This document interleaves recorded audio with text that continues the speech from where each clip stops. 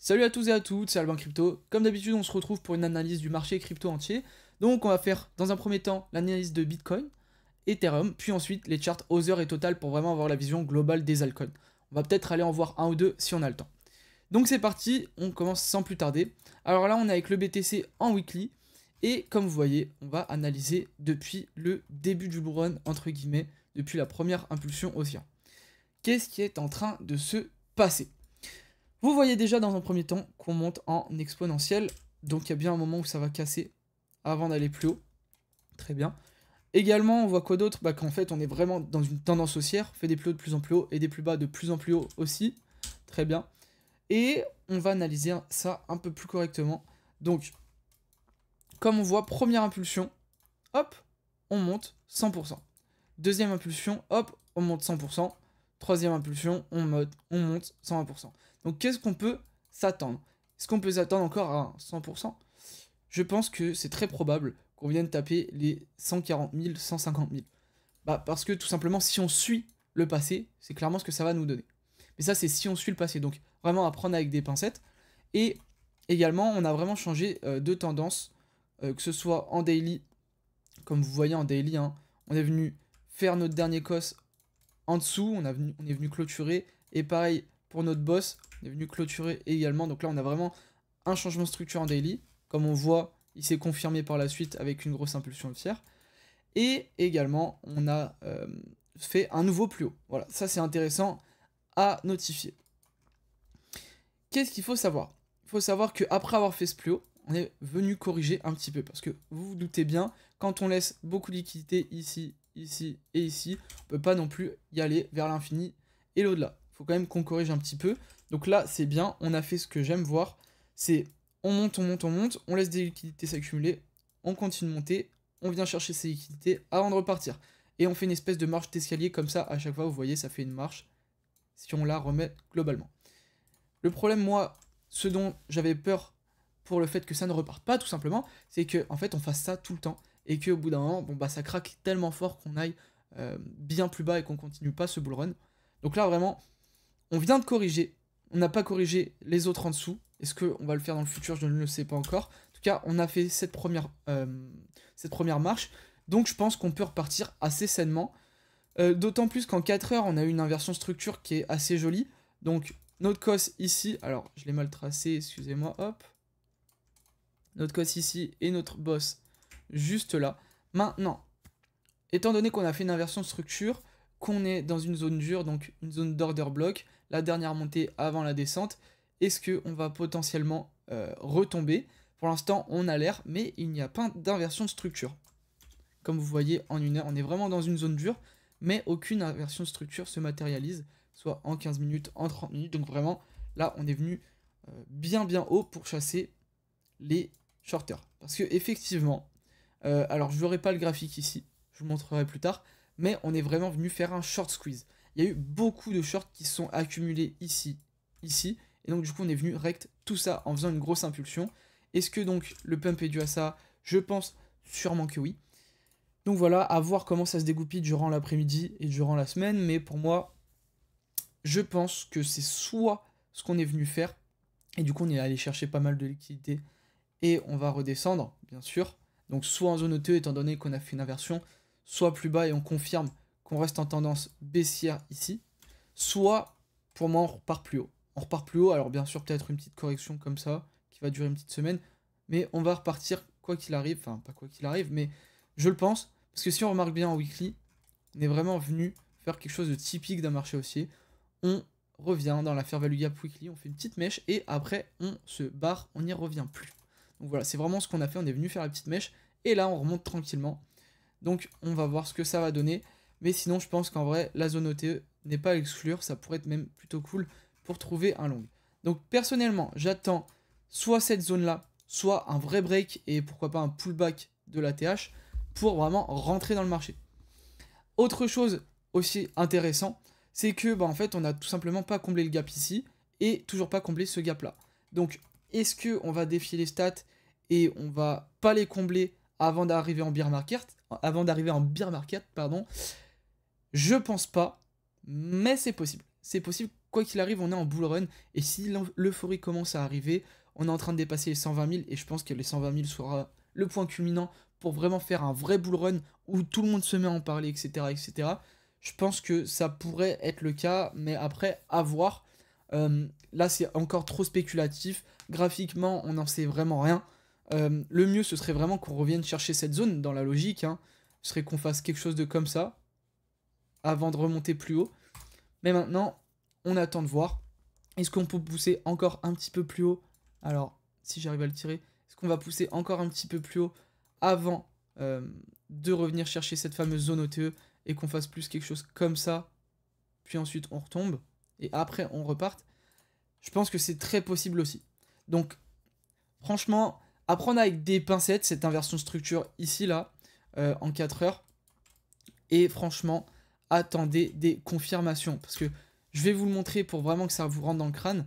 Si on n'aurait pas attendu de confirmation, il y a plein d'endroits où on se serait fait, entre parenthèses, niquer.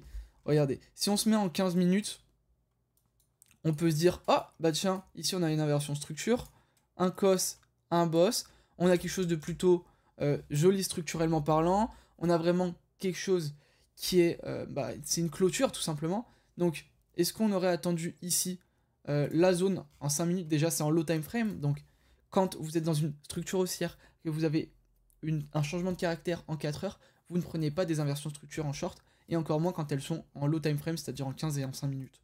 Mais bref, est-ce que ici on aurait une inversion structure?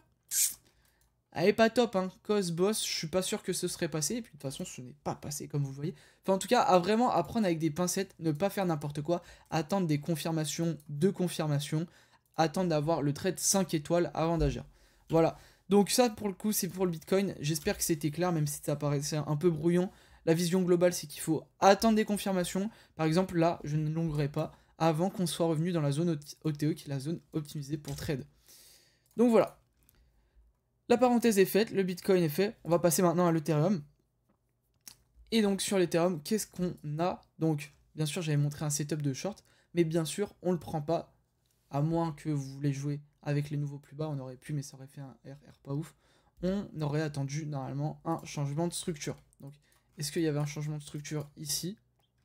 Non, il n'y en avait pas. En tout cas, pas à court terme, nous c'est ce qu'on veut. Cos, boss, à la limite, on aurait eu ça, mais c'est un peu dégueulasse. Ce serait passé, mais on ne serait pas revenu dans la zone OTE. Donc, c'est possible, hein, mais c'est des shorts compliqués à prendre et ils ont moins de chances de passer que si vous ne les prenez pas et que vous attendez des confirmations bien précises. Donc là, qu'est-ce qui se passe sur Ethereum? Nouvelle ATH, enfin, nouvelle ATH court terme, hein. On ne parle pas d'un ATH puisque l'Ethereum il enfonce depuis quelques mois, mais en tout cas, là, en daily et en 4 heures, on est venu casser enfin ce plus haut qui était au niveau des 2788. Donc maintenant, la vraie zone dure, elle va se situer ici. On va essayer de passer les 2857, parce que c'est vraiment un point de liquidité énorme, vous voyez. On a un equal high, on a sûrement beaucoup de liquidité. Donc est-ce que on ne viendrait pas les récupérer avant de venir chercher cette fameuse fair value gap weekly pour repartir? Je pense que c'est vraiment quelque chose qui va se faire, et c'est pour ça que je pense pas être haussier actuellement sur l'Ethereum, en tout cas être haussier à court terme. Je pense qu'on va surtout revenir corriger dans la fair value gap weekly, à moins qu'on fasse une grosse impulsion, que BTC s'y mette aussi. Dans ce cas-là, je pense qu'on monterait très fort, qu'on fasse une autre impulsion weekly, et cette fois on viendrait corriger dans celle-là, et pas dans celle-là. En tout cas, voilà pour la vision Ethereum. Niveau Ethereum BTC, on continue d'augmenter, toujours pas, n'est toujours pas venu s'appuyer dans la fair value gap weekly, donc on attend. Avant de passer à autre chose, les gars, simple parenthèse, donc avant de faire ici, sur le Telegram, voilà. Donc ça, c'est le Telegram que j'ai avec Gabin.crypto, qui est une autre personne qui fait des vidéos sur YouTube en crypto, et donc on a un serveur Telegram. Donc dedans, je vous fais des analyses de marché chaque jour. En général, en ce moment, j'ai une période d'examen, ce n'est pas le cas. Mais j'essaye de vous faire des analyses de marché, des calls. Alors, bien souvent, on se fait stop loss actuellement, parce que je suis vraiment pas assez actif. Mais je vous promets que juillet-août, ça va tabasser. On a des deals VC qui sont proposés. Un deal qu'on a partagé depuis longtemps. Alors, le 6 juin, c'est parce qu'on a réactualisé. Mais c'est Skate, c'est vraiment un deal qui est incroyable. Et on partage des deals incroyables. on fait des annonces, on a des formations, donc ce qui est à apprendre du trading, mais aussi de l'investissement quantitatif, comme le fait très bien Gabin. Et on a des analyses en spot, donc que ce soit des narratifs qui marchent, etc. Donc on a vraiment tout pour être un bon serveur. Et en ce moment, étant en partenariat avec ZoomX, on a quelque chose d'incroyable pour vous. Alors il suffira de cliquer sur ce lien-là pour vous emmener sur cette page ici. Ensuite, il vous suffira de vous inscrire, vous aurez moins 20% sur les frais de trading, et en plus de ça, on vous offre d'autres bonus. Si vous cliquez sur la photo juste ici, ça va vous emmener directement, alors on va cliquer ensemble, hein, directement sur cette page, et il y a tout qui est expliqué. Si vous déposez 100 USDT, et que vous les laissez pendant un mois, chaque lundi, jeudi, vous aurez un ticket de 200 USDT en futur à trader. Donc c'est hyper bien, c'est 1000 USDT gratuits que vous offre ZoomX pour trader, pour montrer que vous pouvez être rentable entre guillemets. Hein. Il suffit de faire des bons trades pour pouvoir être rentable dessus et avoir ces 1000 $. Et donc, voilà, le but ça va être vraiment de vous offrir une récompense aussi élevée pour que vous puissiez voir que ZoomX c'est un exchange de qualité. Également, vous avez autre chose, tac, donc vous avez la possibilité de rejoindre mon équipe pour l'événement F1. Donc cet événement F1, je vais vous le montrer également, c'est celui-là. Donc l'objectif, ça va être de rassembler 20 participants. Alors ici, il y a écrit 10, mais il y en aura 20 en tout. Alors 10 participants, pardon, je dis de la merde. Et le but, ça va être de faire le plus de PNL possible. Alors s'il y a des gens qui sont chauds avec moi de faire le plus gros PNL, déjà rejoignez le Crypto Crew. Et ensuite, envoyez-moi un message, comment on rejoint, ou alors j'ai rejoint, qu'est-ce qu'on fait, nanana. Et c'est là où je vais essayer de bombarder, de tryhard pour les trades et pour faire un maximum de PNL, qu'on soit l'équipe la plus élevée. On a bien sûr des places pour la F1 à gagner, mais également plein d'autres cadeaux. Voilà, aparté fait, on va revenir à l'analyse. J'espère que le cadeau vous plaira. Et puis, voilà, retournons à nos moutons. Donc, concernant Total. Total, je le rappelle, c'est toutes les cryptos exclus des stablecoins, ok. Donc, qu'est-ce qui s'est passé? Actuellement, on est en train de remonter pratiquement à l'ATH. Pourquoi? Parce que déjà, il y a le BTC à l'ATH et Ethereum à l'ATH. Donc, le total, c'est bien de le voir, parce que c'est le marché des cryptos au total. Mais si on regarde vraiment Total 2 qui exclut le BTC et les stablecoins, on voit tout simplement que en fait, on en est encore loin de l'ATH. Parce que, si vous voulez, les alts sont vraiment très très bas comparé au BTC, et on peut notamment le voir avec la BTC Dominance qui fait de nouveaux ATH chaque mois.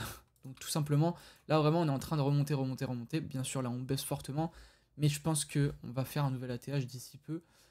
Et ça c'est vraiment pas bien, parce que ça veut dire que toutes les cryptos, ou la plupart, sont indexées au Bitcoin, et que chaque investisseur, quand il voit le Bitcoin chuter, vend également et stresse un peu ces altcoins. Donc c'est pas ouf du tout. Donc voilà, ça c'est pour Total 2. Moi j'attends vraiment que la correction nous mène jusqu'à la zone OTE qu'on a ici, surtout qu'on a des liquidités à prendre. Donc ce serait cool qu'on y vienne. Également, c'est pareil pour Total 3, sauf que là ça exclut vraiment le BTC et l'Ethereum. Donc ça c'est l'Ethereum en plus, et la correction, vous voyez, elle est bien entamée. Donc je pense que pour les alts, ça va bientôt commencer à sentir bon, étant donné qu'on arrive vers cette fameuse zone OTE. Et pour tout ce qui est Other, donc on exclut le top 10, donc même les alts les plus capitalisés, on exclut les stablecoins, et donc ça nous donne cette charte là qui a vraiment du mal. Vous voyez que là c'est vraiment que les alts qui ne sont pas dans le top 10, donc tous les gens qui sont en crypto et qui sont plutôt avancés en investissement, ils vont pas vraiment se tourner vers les alts actuellement parce qu'ils offrent de trop faibles rendements, et ça se voit. Tous les gens lambda, bien sûr, mettent dans le top 10, les gens qui commencent à s'intéresser à la crypto, etc.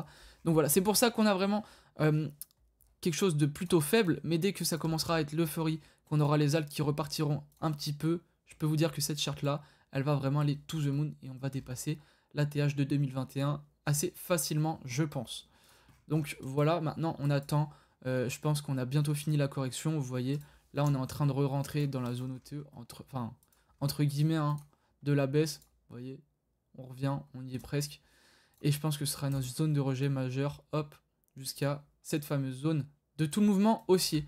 Et enfin, on pourra s'appuyer là-dessus pour aller bien plus haut, je pense, Après, à voir si on continue tout simplement le bull run avec le BTC. Hein. Ça va dépendre encore une fois de BTC, de la hype qui est autour et de l'économie. Ça, on le verra plus tard. Est-ce qu'on a un petit peu le temps? Alors, ça, je vais passer ici. 15 minutes de rec. On va regarder le Solana en vite fait, mais bon, ça doit... Vous voyez, ça montre à peu près la chart aux heures, où est-ce qu'elle en est. On a encore pas mal de chemin à faire. Petite centaine de pourcents avant d'aller à la TH, tout simplement. Donc là, on est toujours dans une phase de correction. Ici, on était venu vraiment matérialiser qu'on voulait descendre en venant chercher les liquidités.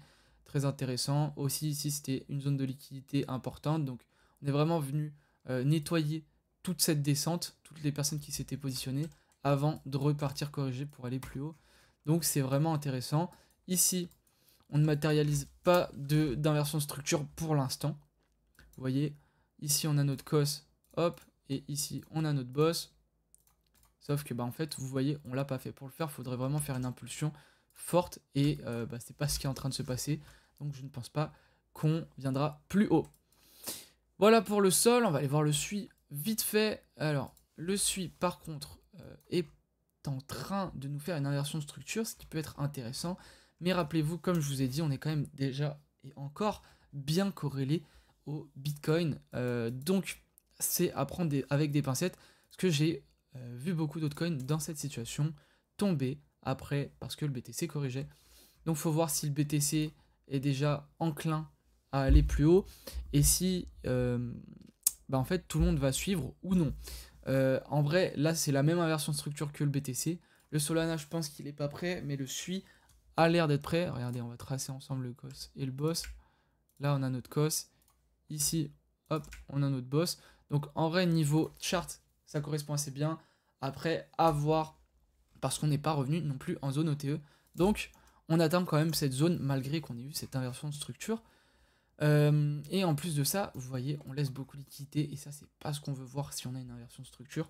On veut laisser le moins de liquidité possible. Donc, à la limite, ce qu'on pourrait faire, c'est venir un petit peu plus haut avant de retomber. Et pourquoi pas longue ici si le marché est favorable. En tout cas, les gars, moi, je vais vous laisser là-dessus en espérant que la vidéo vous a plu, que le groupe vous plaira et que les offres actuellement sur ZoomX seront super pour vous. En tout cas, moi, je vais en profiter moi-même de mon côté. Hein. Je vous fais des trucs pour vous, mais c'est pas parce que j'ai que de l'intérêt là-dedans. Bien sûr, j'en ai un petit peu, mais c'est également pour vous. Si vous avez de l'affiliation, c'est que d'un côté, je gagne, mais vous aussi, vous gagnez. Parce que si vous rejoignez ZoomX sans moi, vous n'avez pas 20% de réduction et vous n'avez pas toutes ces récompenses. Donc, voilà, c'est super cool. En tout cas, moi, je vous laisse là-dessus. On se dit à une prochaine dans le Crypto Crew ou une prochaine sur la chaîne YouTube. C'était Alban Crypto. Ciao les gars.